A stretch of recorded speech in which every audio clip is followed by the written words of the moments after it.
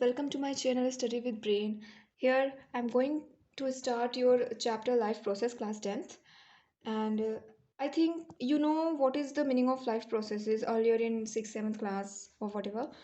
And life process means that life is like the जीवन and process means the ways, right?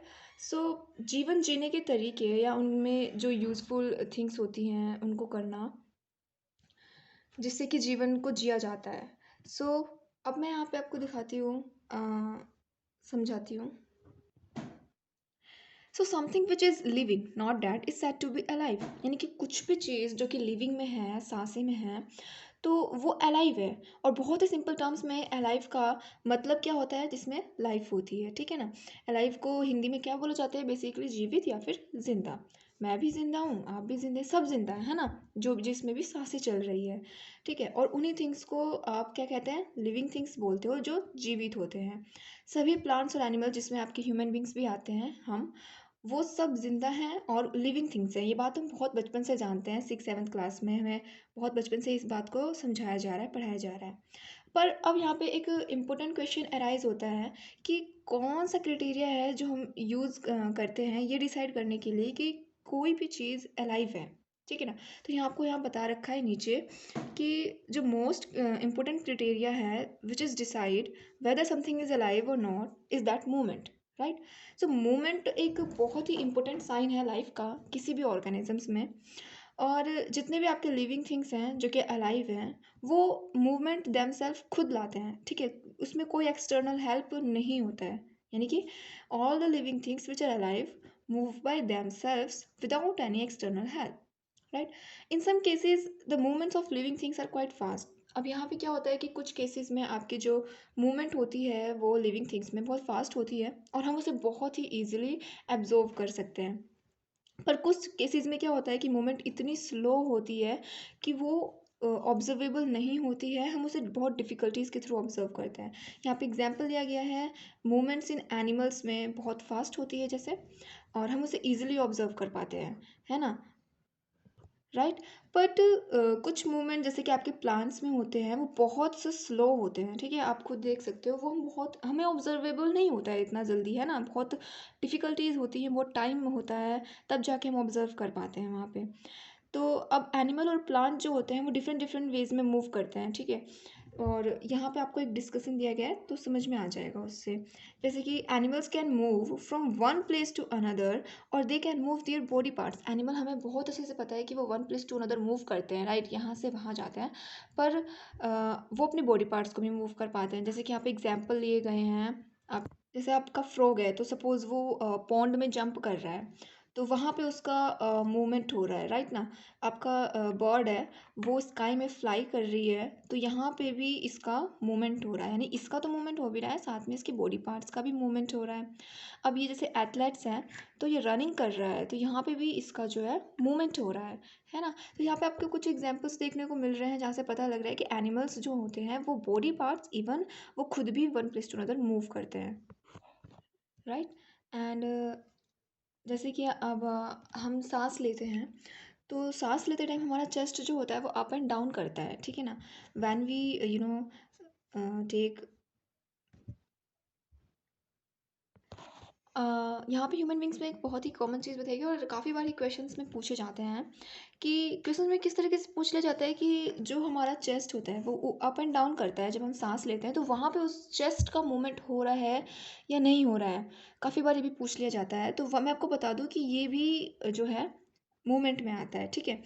अब बात आती है यहाँ पे प्लांट्स में। हमें पता है कि प्लांट फिक्स्ड होते हैं सॉइल में, है ना, मिट्टी में एक ही जगह पे फिक्स होते हैं। तो वो तो एक एनिमल्स की तरह है, one place to one other तो मूव नहीं कर सकते, बिल्कुल भी नहीं कर सकते हैं, है ना।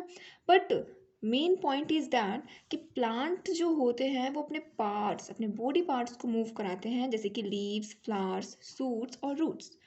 बहुत ही ज़्यादा ईजिली आप देख सकते हैं इन्हें, किसी भी कारण वो अपनी बॉडी पार्ट्स को मूव कर सकते हैं, कर पाते हैं, है ना, ठीक है। अब यहाँ पर आपको बेसिकली सनफ्लावर के बारे में बताया गया है कि जो प्लांट्स होते हैं वो उनका जो स्टिमुलस होता है वो किसके टुवर्ड्स ज़्यादा मूवमेंट में आता है। जैसे कि आपका जो सनफ्लावर होता है या कोई भी प्लांट होता है, तो सपोज़ यहाँ पे सनलाइट है, तो यहाँ पे आप देख सकते हो कि sunflower plant when sunlight comes from above, जब सन उसके ऊपर है, सनलाइट उसके प्लांट के यानी कि ऊपर है, तो उसका जो फ्लावर है वो उसके टुवर्ड्स है।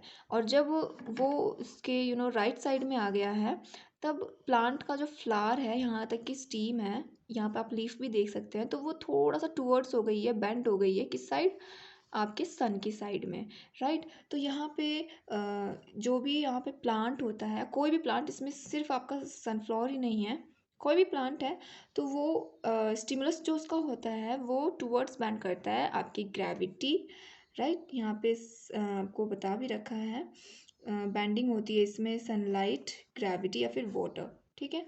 और इसमें आपका एक बहुत ही कॉमन प्लांट है मिमोसा पुडिका, ये साइंटिफिक नेम है टच मी नॉट, जिसको हिंदी में छुई मी बोलते हैं।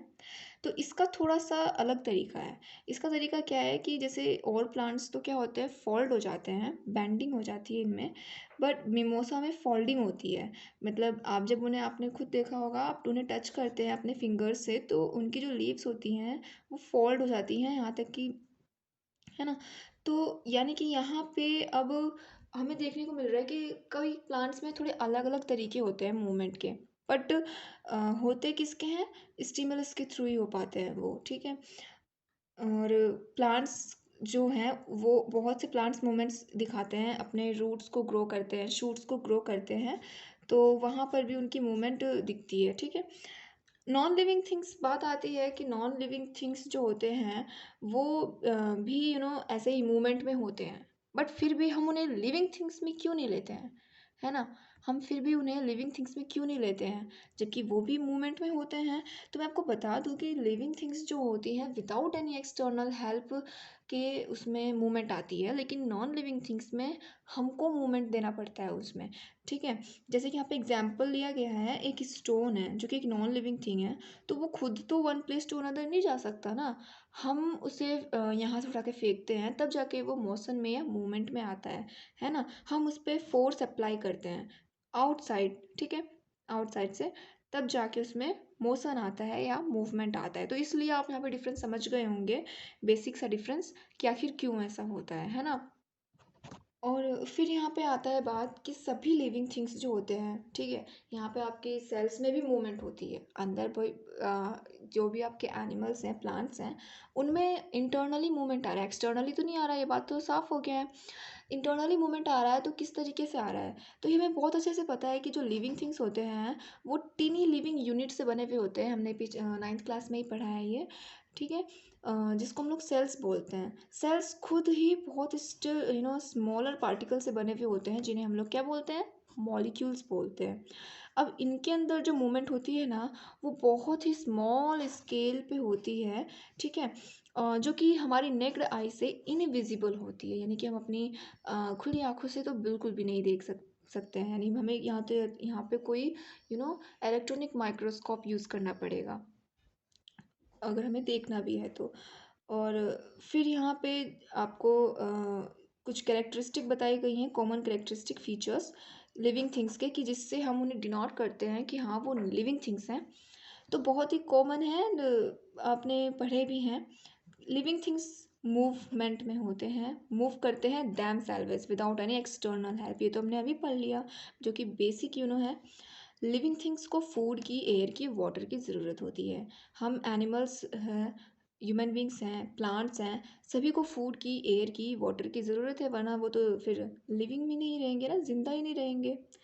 लिविंग थिंग्स कैन ग्रो, ठीक है, एक छोटा सा प्लांट है, वो भी काफ़ी टाइम बाद आप देखोगे बढ़ जाता है, पौधे में चेंज होता है, फल फूल आने लगते हैं। हम खुद ह्यूमन बीइंग एनिमल्स हैं, तो बेबी से लेके ओल्ड पीपल तक का भी सफ़र होता है। फिर living things can respond to changes around them, ठीक है, दे आर सेंसिटिव। अब लिविंग थिंग्स जो होते हैं, जो भी उनके अराउंड में आसपास जो भी चेंजेस होते हैं उनके साथ, वो उसको रिस्पॉन्ड करते हैं। अब आप यहाँ पे एग्जांपल ले सकते हैं सीजन्स का। जैसे कि अभी गर्मी आ गई है या फिर उसके बाद ठंड आती है, तो जिस तरीके से हमारे पहनावे में, हमारी हर चीज़ में बदलाव आते हैं, यानी कि हम रिस्पॉन्ड ही तो कर रहे हैं जो चेंजेस हो रहे हैं, है ना? तो वो सेंसिटिव होते हैं। आपने प्लांट्स को भी देखा होगा, एनिमल्स को भी देखा होगा, वो भी कोई ना कोई चेंजिंग लाते हैं, रिस्पॉन्ड देते हैं। लिविंग थिंग्स कैन रिस्पायर, बहुत ही कॉमन चीज़ है, लिविंग थिंग्स सांस लेते हैं, ठीक है? और जो है फूड जो वो खाते हैं उसी की फॉर्म में एनर्जी रिलीज करते हैं। तो लिविंग थिंग्स एक्सक्रीट करते हैं and living things can reproduce, they can have young ones. वो रिप्रोडक्शन की प्रोसेस भी करते हैं जिससे कि आपकी यंग वंस जो होते हैं आगे फिर कंटिन्यूटी बनाए रखते हैं लाइफ का। सो thank you guys for watching my video till last. And if you want the notes of this chapter, so you can go through the description box. Here you get got it your uh, notes. And if you want next part of this chapter, so you can go through the I button. Thank you. Don't forget to like, share, and subscribe my channel.